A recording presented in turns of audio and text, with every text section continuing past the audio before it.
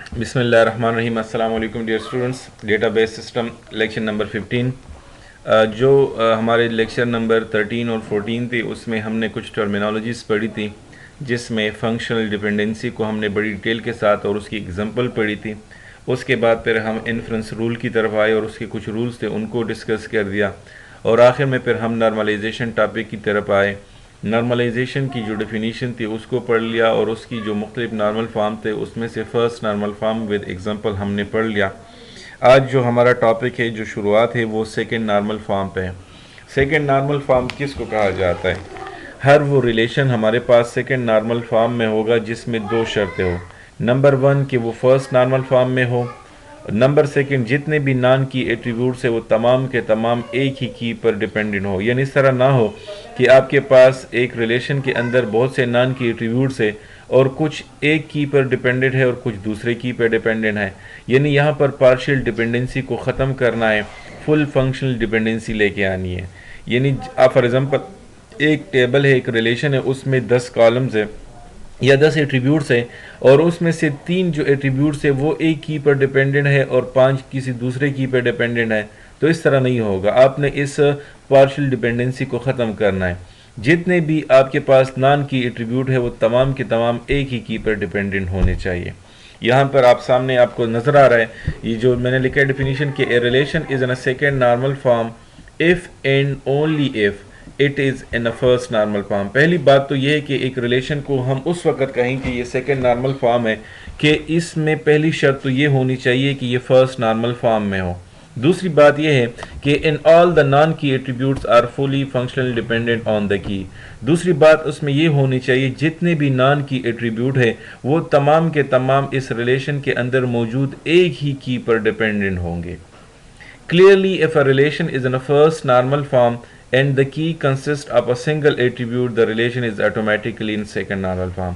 अगर आपके पास एक रिलेशन है और उसमें से जितने भी आपके पास एट्रीब्यूट्स है और उस साथ साथ एक ही यहाँ पर की एट्रीब्यूट मौजूद है, तो ऑटोमेटिकली वो सेकंड नॉर्मल फॉर्म में होगा।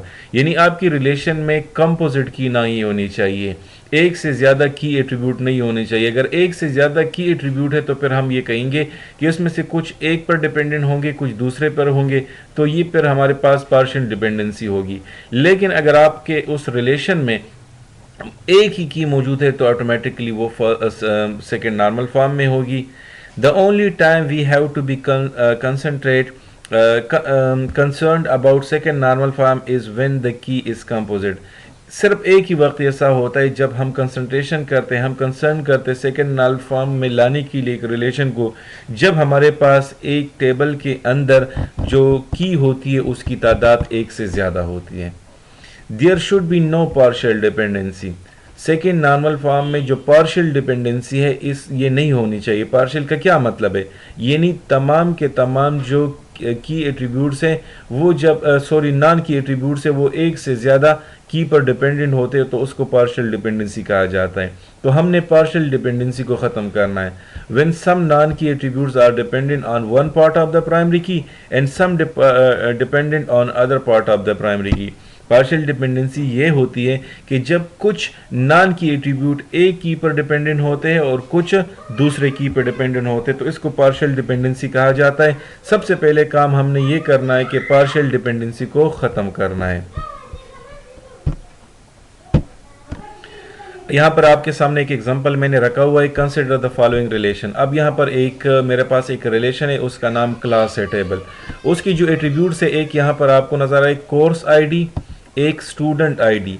ये दोनों ये से एट्रीब्यूट्स है जो कि की एट्रीब्यूट्स है। उसके बाद student name, faculty ID, room and grade.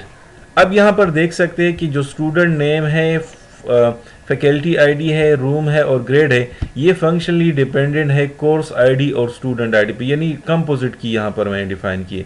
अगर इसको मैं अलग-अलग लिखूँ तो जो स्टूडेंट नेम है ये स्टूडेंट आईडी पे डिपेंडेंट है, और जो फैकल्टी आईडी है और जो रूम है ये डिपेंडेंट है कोर्स आईडी पर। तो यहाँ पर आपको नज़र आ रहा है कि जो आपके पास नॉन की एट्रीब्यूट से एक से ज़्यादा की एट्रीब्यूट पर डिपेंडेंट है। No in this relation the key is course ID and student ID. इसमें आपको नज़र आ रहा है कि इसमें से एक कोर्स आईडी है और एक स्टूडेंट आईडी है जो कि यहाँ पर की एट्रीब्यूट्स है।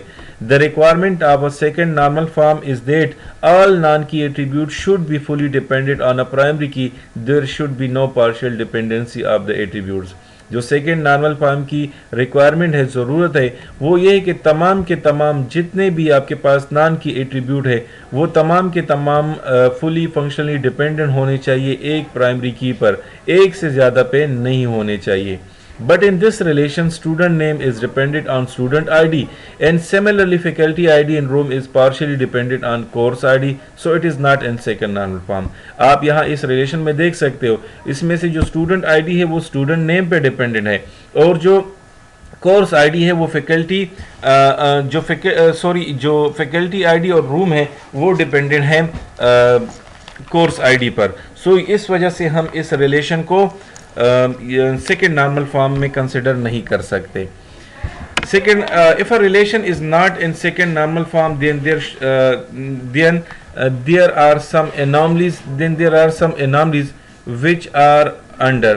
यानी अगर आपके पास एक जो रिलेशन है वो सेकेंड नॉर्मल फॉर्म में नहीं है तो फिर यहाँ पर कुछ एनॉमलीज होंगी जो हमने पहले भी डिस्कस कर दी है। मुख्तलिफ किस्म की anomalies, redundancy, insertion anomaly, deletion anomaly, updation anomaly. The general requirement of second normal form क्या है? Remove subset of data that apply to multiple rows of a table and place them in a separate row. जो हमने first normal form में किया था कि पहली इसकी रिक्वायरमेंट ये होगी कि जितने भी आपके पास मल्टी वैल्यूड एट्रीब्यूट्स है वो यानी मल्टी वैल्यूज़ है, रिपीटिंग ग्रुप्स है, सबसे पहले आपने उसको ख़त्म करना है, उसको अलग रो में आपने रखना है। उसके बाद क्या करना है? Create relationship between these new tables and their predecessors through the use of foreign की।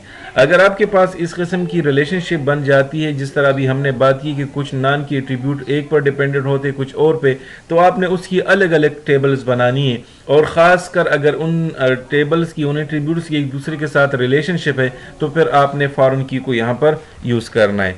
यहाँ पर एनॉमलीज की कुछ एग्जाम्पल देखते हैं। ये आपके सामने एक टेबल है, यहाँ पर आप देख ले तो ये जो आपको रूम नज़र आ रहा है, यहाँ पर आप देखिए इस कॉलम में जो रूम 104 है 106 से ये रिपीटेड हुआ है। इसी तरीके से जो सी एस कोर्स आईडी है C3456 ये यहाँ पर रिपीट हुआ है। तो यहाँ पर इसको मैं थोड़ा सा एक्सप्लेन करता हूँ। Now the first thing is that the table is in first normal form because there is no duplicate value in any tuple and all cells contain atomic value।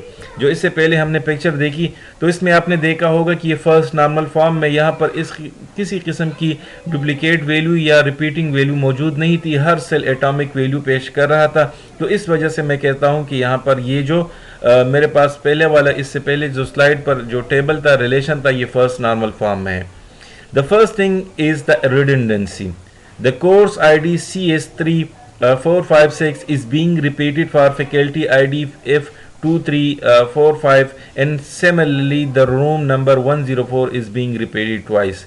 यानी उसमें जो redundancy थी आपने देख लिया था, उसमें एक दो वैल्यूज़ थी जो कि रिपीट हो रही थी, जिसमें जो ID थी C3456 और जो फैकल्टी ID थी F2345 उसके सामने ये रिपीट हो रही है और साथ में इसमें से जो रूम नंबर 104 है वो दो दफ़ा पर यहाँ पर लिखा गया है।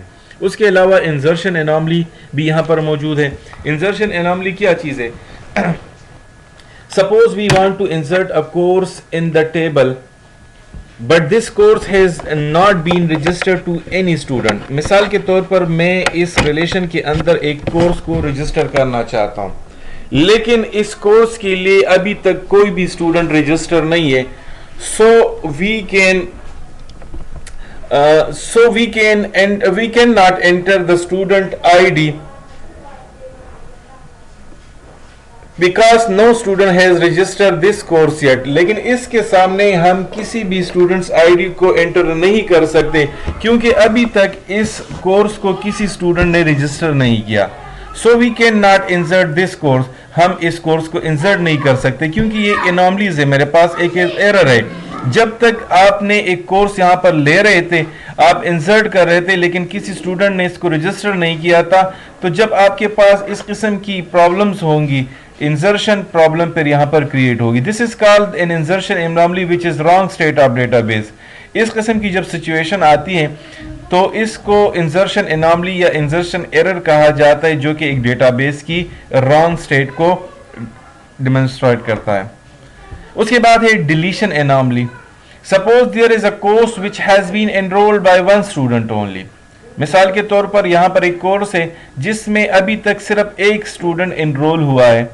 Now due to some reason we want to delete the record of a student, but there the information about the course will also be deleted. अब फॉर एग्जांपल जो कोर्स था मैं इसको डिलीट करना चाहता हूं, लेकिन चूंकि यहां पर मेरे पास एनॉमलीज मौजूद है, अब यहाँ पर जो रिपीटिंग ग्रुप्स है, आपने अभी देख लिया था, यहाँ पर जो रिडेंडेंसी है, उस रिडेंडेंसी की वजह से अगर मैं कोर्स को डिलीट करता हूँ तो साथ में स्टूडेंट की जो इंफॉर्मेशन है वो भी डिलीट हो रही है। तो यहाँ पर भी एक एक्चुअल सिस्टम की जो रिजल्ट है ये यहाँ पर हमें रिफ्लेक्ट नहीं हो रही। सेम इसी तरीके से अपडेशन एनॉमलीज भी हो सकती है। मिसाल के तौर पर एक कोर्स है जिसमें 50 स्टूडेंट्स रजिस्टर हो चुके हैं और हम कहते हैं कि यार जो 50 स्टूडेंट यहां पर रजिस्टर हो चुके, हम इसकी क्लासरूम को चेंज करना चाहते हैं।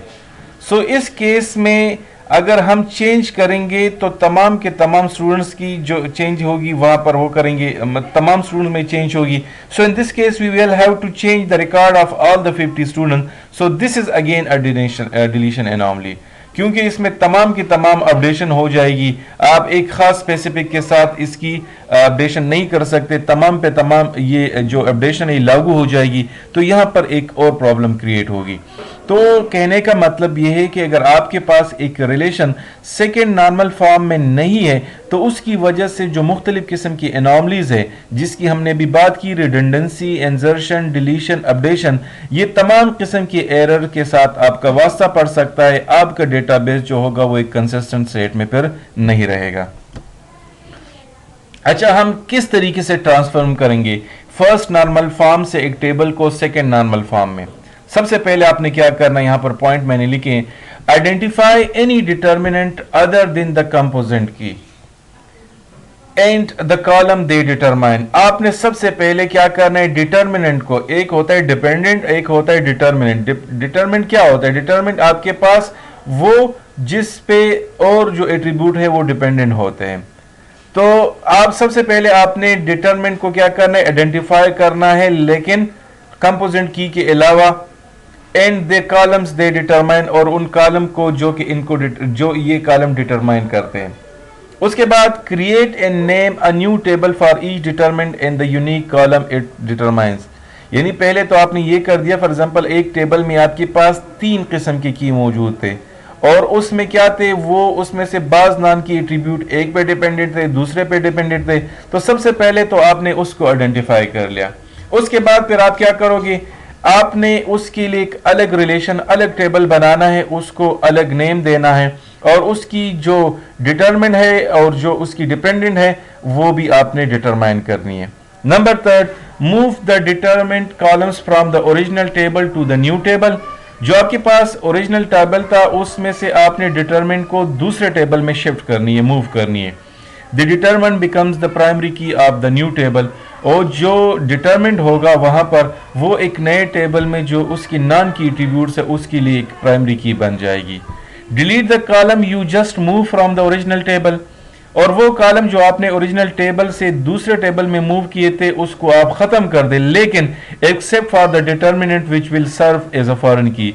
लेकिन एक जो आपका कॉलम है या एट्रीब्यूट है जो कि दूसरे टेबल में एज अ प्राइमरी की अब सर्व कर रहा है, सिर्फ उसको डिलीट नहीं करना क्योंकि यहां पर एज अ फॉरेन की वो काम करेगा।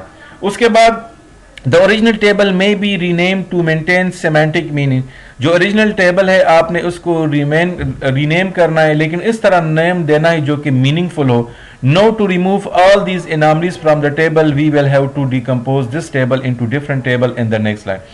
इस वजह जो हमने अभी प्रोसीजर अप्लाई कर दिया, इसकी वजह से हमारा जो टेबल था ये छोटे छोटे टेबल में डीकम्पोज हो गया और जो एनॉमलीज थी अब यहां से ये खत्म हो जाएगी। मिसाल के तौर पर आपके सामने है, पहले मेरे पास एक टेबल था क्लास के नाम से, उसमें course ID, student name, faculty ID, room और ग्रेड था।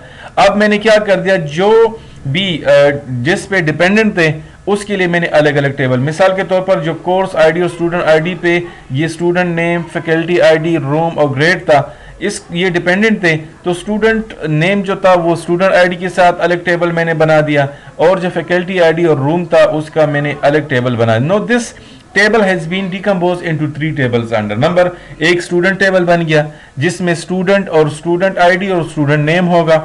एक कोर्स बन गया जिसमें कोर्स आईडी, फैकल्टी आईडी और रूम हो गया। अब एक हमारे पास एक और एट्रीब्यूट है ग्रेड, जो ग्रेड दो चीजों पर डिपेंडेंट होता है, कोर्स आईडी पर और स्टूडेंट आईडी पर। तो यहां पर एक नॉन की एट्रीब्यूट जो है वो दो की एट्रीब्यूट पर डिपेंडेंट है, तो उसके लिए एक अलग टेबल बना दिया। तो मैंने क्या कर दिया, एक बड़े टेबल को, जो एक टेबल था उसको 3 छोटे छोटे टेबल्स में मैंने डीकम्पोज कर दिया है। अब इसका यह फायदा हो गया कि जितने भी नॉन की एट्रीब्यूट है वो अपने ही की एट्रीब्यूट पर डिपेंडेंट होंगे, तो उसके लिए अलग अलग टेबल हमने बना लिया है। So no these 3 tables are in second normal form. अब ये हमारे पास जो 3 टेबल है ये सेकंड नॉर्मल फॉर्म में। क्यों सेकंड नॉर्मल फॉर्म है? क्योंकि नंबर 1 तो ये फर्स्ट नॉर्मल फॉर्म में है। नंबर सेकंड ये है कि पार्शियल डिपेंडेंसी हमने खत्म कर दी। जितने भी नॉन की एट्रीब्यूट्स एक रिलेशन के अंदर है वो एक ही की पर डिपेंडेंट होंगे। There are no anomalies available now in this form and we say this is a second normal form. अब यहाँ पर किसी किस्म की anomalies मौजूद नहीं है, तो इस वजह से अब हम ये कह सकते हैं कि ये हमारे पास सेकेंड नॉर्मल फॉर्म में ये टेबल है। सो उम्मीद है इंशाल्लाह यहाँ तक आपको समझ आई होगी। आज का जो हमारा लेक्चर था वो सिर्फ सेकेंड नॉर्मल फॉर्म पे था। सेकेंड नॉर्मल फॉर्म को हमने डिस्कस कर दिया डिटेल के साथ। दोबारा मैं थोड़ा सा रिपीट करता जाऊं, सेकेंड नॉर्मल फॉर्म किसको कहा जाता है? एक रिलेशन को हम उस वक्त सेकेंड नॉर्मल फॉर्म तस्वर करेंगे, उसकी 2 शर्तें होगी। नंबर 1 कि वो रिलेशन आपके पास फर्स्ट नॉर्मल फॉर्म में हो, और नंबर 2 जितने भी नॉन की एट्रीब्यूट है वो उस टेबल के अंदर एक ही की पर डिपेंडेंट हो। अगर आपके पास एक रिलेशन है उसमें एक ही की मौजूद है तो ऑटोमेटिकली आपके पास वो रिलेशन सेकेंड नॉर्मल फॉर्म में होगा। लेकिन अगर आपके पास उसमें कंपोजिट की है, यानी एक से ज्यादा की एट्रीब्यूट मौजूद है, तो फिर यहाँ पर कुछ एट्रीब्यूट एक पे डिपेंडेंट होंगे, कुछ दूसरे पर होंगे, तो यहाँ पर जो फुली फंक्शनल डिपेंडेंसी है वो यहाँ नज़र नहीं आएगी। तो आपने पार्शियल डिपेंडेंसी को ख़त्म करना होगा। आप एक टेबल को छोटे छोटे टेबल में डिवाइड कर दोगे। किस तरीके से डिवाइड करोगे? नंबर फर्स्ट आपने क्या करना है, आपने डिटर्मिनेंट को फाइंड करना है कि एक रिलेशन के अंदर कितने डिटर्मिनेंट मौजूद है। जब आप उसको फाइंड कर लोगे और आप उसकी जो डिपेंडेंट है उसको भी फाइंड कर लेंगे, तो आप उसके लिए अलग अलग टेबल बना लोगे। अलग अलग टेबल बनाने के साथ जो की एट्रीब्यूट है वो उस टेबल का प्राइमरी की बन जाएगी, और जो टेबल होंगे उसमें भी इसी तरीके से आपने उसको डीकम्पोज करना है, जिसमें नॉन की एट्रीब्यूट एक की पर डिपेंडेंट हो, यानी आपने पार्शियल डिपेंडेंसी को यहाँ पर ख़त्म करना है। अगर आपका टेबल जो है वो मिसाल के तौर पर वो सेकेंड नॉर्मल फॉर्म में नहीं है, तो फिर इसकी वजह से मुख्तलिफ़ किस्म की जो एनॉमलीज़ है, जो मुख्तलिफ़ किस्म की एरर्स हैं, उसका सामना करना पड़ सकता है आप लोगों को। जिस तरह हमने रिडंडेंसी की बात की है, जो रिपीट होता है, बार बार रिपीटिशंस होती है, जिसकी वजह से स्टोरेज की प्रॉब्लम आती है। इसके अलावा अगर आप इंजर्शन करना चाहते हैं तो इंजर्शन गलत तरीके से होगी। अगर आप डिलीशन करते हो तो डिलीशन में इस तरह होगा, जो चीज़ आप डिलीट करते हो साथ में और डेटा डिलीट होगा, और अपडेशन की प्रॉब्लम भी आ सकती है।